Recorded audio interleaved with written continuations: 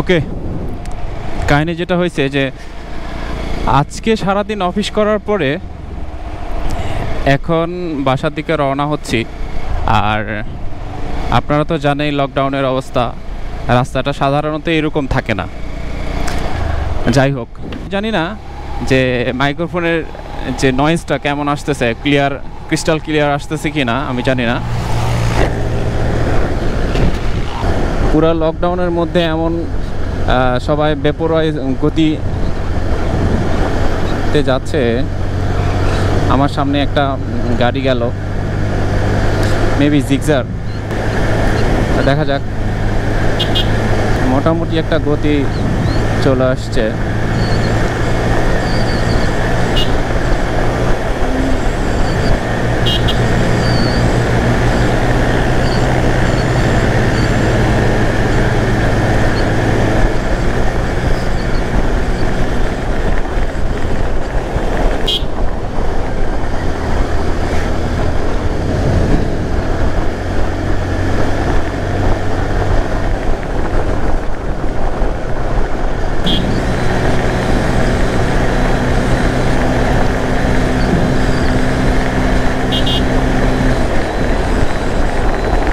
দুইজন পিলিয়ন নিয়ে এত পরিমাণে স্পিডে আসলে যাওয়া ঠিক না, উনি সেটাই করতেছেন।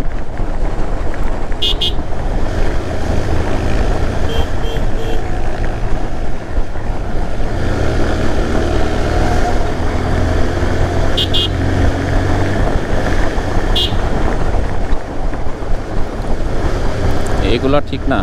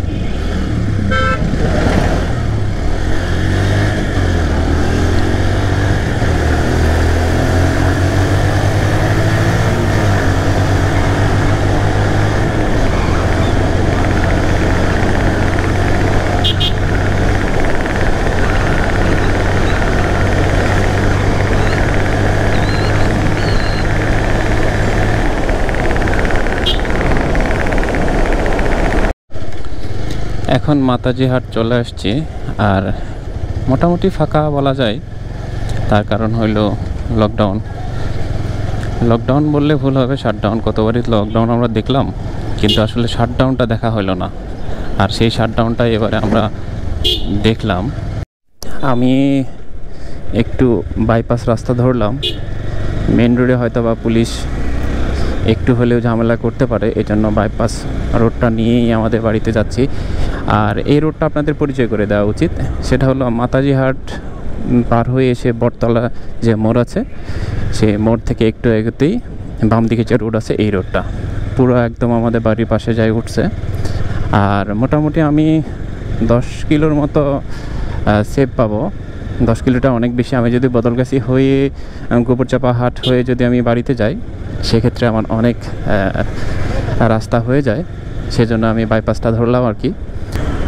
এই রাস্তাগুলো সরু, বাট যাওয়ার মতো, আর চলতে ফিরতে মোটামুটি ভালোই লাগে। আর আপনারা তো দেখতেই পাচ্ছেন, মাঠে ধান অলরেডি লাগানো হয়ে গিয়েছে, আর রাস্তাগুলো খুব পরিষ্কার আর কি। একটু সমস্যা হয় আপনার সরু রাস্তার জন্য, আর মোড় বেশি, ব্যাপার না, এটা আসলে ম্যানেজ করে নেওয়ার মতো।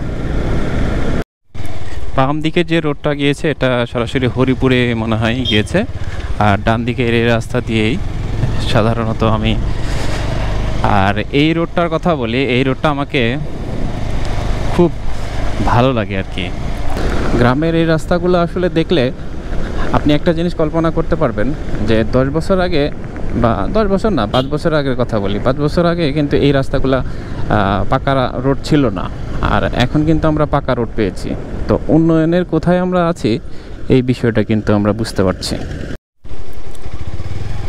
সুপার বাঁক বুঝেন, পুরা 90 ডিগ্রি একদম। আর এগুলো রাস্তাতে কিন্তু কিছুটা প্র্যাকটিসও করা যায়।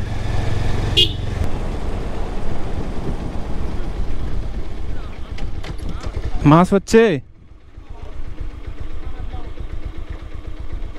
মাছ তো হওয়ার কথা, মোটামুটি বর্ষা হইল।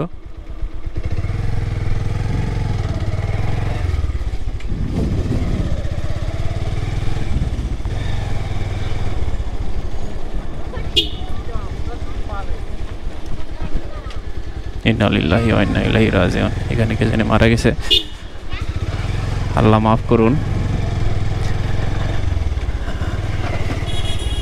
উনি আসলে কি সিমটম নিয়ে মারা গেছেন আমি জানি না, তবে এখন মৃত্যু হইলেই একটা করোনা আতঙ্ক চলে আসে।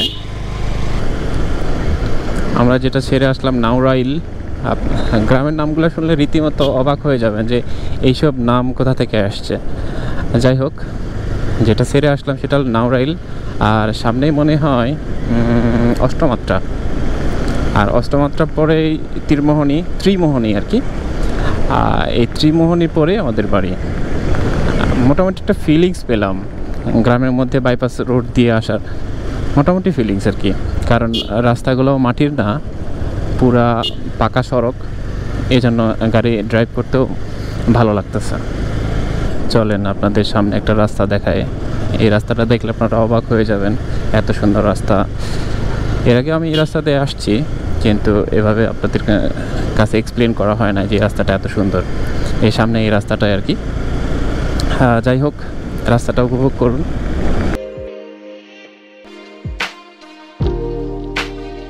আর একটু হলেই আমরা তীরমণি বাজারে চলে, ত্রিমোহনী বারবার ভুল হচ্ছে। আমাদের আঞ্চলিক ভাষায় আমরা তীরমণি বলে থাকি, কিন্তু আসলে এটা ত্রিমোহনী। আর এটার কারণ হলো এখানে নদী আছে, এই নদীর 3টা মাথা এক জায়গায় এসে লাগছে, এই জন্য ত্রিমোহনী বলা হয়। আর 3টা মাথা বলতে একটা তো নদী, আর বিল থেকে একটা শাখা এসে নদীতে পড়ছে, এই জন্য তিন মাথার সমাহার হয়ে গেছে, এই জন্য ত্রিমোহনী। ত্রিমোহনী পার হয়ে আসলাম, এখন ত্রিমোহনী ব্রিজ। এই ব্রিজটাতে অনেক আবেগ জড়িয়ে আছে। আর এখানে একটা মেলা হয়, আপনারা জানেন কিনা, গঙ্গা স্নানের মেলা, হিন্দুদের অনেক বড় মেলা। আপনারা যারা এলাকা চিনেন তারা কিন্তু এই মেলাটা জেনে থাকবেন। গত 2 বছর ধরে এই মেলাটা হয় নাই, তার কারণ হলো আপনারা জানেন কোভিড-19। আর এই ব্রিজটাও প্রায় 5-6 বছর আগে এটা ছিল না, এটা নতুন হয়েছে। এই ব্রিজটার নাম শেখ হাসিনা সেতু। ধন্যবাদ প্রধানমন্ত্রীকে এত সুন্দর একটা সেতু করার জন্য। মোটামুটি একটা ভোগান্তিতে পড়তাম এই জায়গায় আসলে। আমার বাড়ি আর এখান থেকে প্রায় 1 কিলোমিটার, তারপরে বাড়িটা পেয়ে যাব। তো আর কথা না বাড়িয়ে সকলকে ধন্যবাদ দিতে চাই, আপনাদের এই মূল্যবান সময়টা নষ্ট করলেন, আমার এই আজে বাজে ব্লগটা দেখলেন। আমি প্রথম ব্লগে বলেছিলাম যে আমি আপনাদের নওগাঁ জেলার আনাচে কানাচে দেখাবো। তো এই মিশনটা শুরু করেছি, ইনশাআল্লাহ সব কিছুই দেখাতে পারবো। আর আমার চ্যানেলে অনেক পুরাতন স্থাপনা নিয়ে ভিডিও আছে, আপনারা চাইলে দেখে আসতে পারেন। আমি লিঙ্ক ডিসক্রিপশন বক্সে দিয়ে দিব। ভালো থাকবেন, সুস্থ থাকবেন, আবারও দেখা হবে নতুন কোনো ব্লগে।